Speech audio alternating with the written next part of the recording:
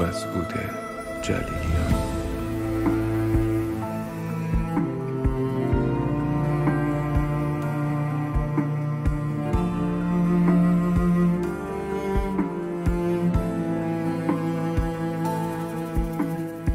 زنگ زدم بشید بگم که دیشبم خوابت دیدم،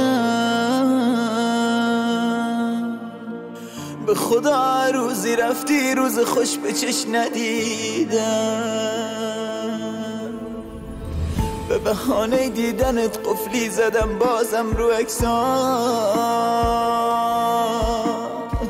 بس رو عکسات گریه کردم کور شدم ای داد و بیداد، داد و بیداد ای داد و بیداد.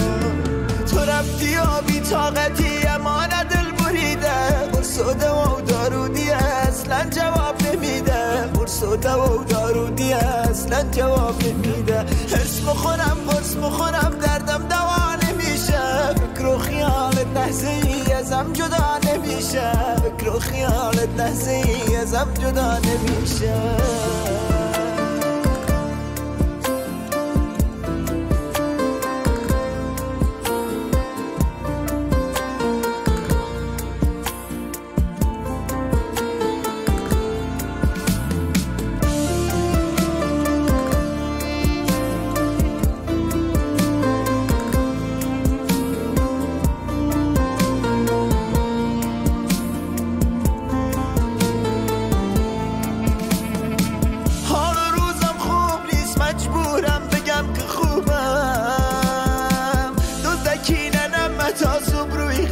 خوش میکوبم دزدکی ننم تا صبح روی قلبم مش میکوبم، بس شبا خون گریه کردم جفت چشم کد و کبوده، رفتم ما رفتنش تو باورم هرگز نبوده، رفتم ما رفتنش تو باورم هرگز نبوده.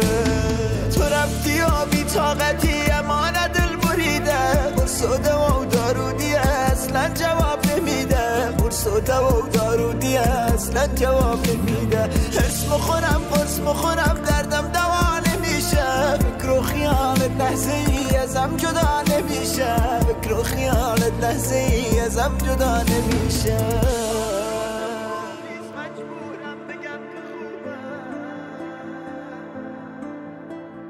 ناصر عباسی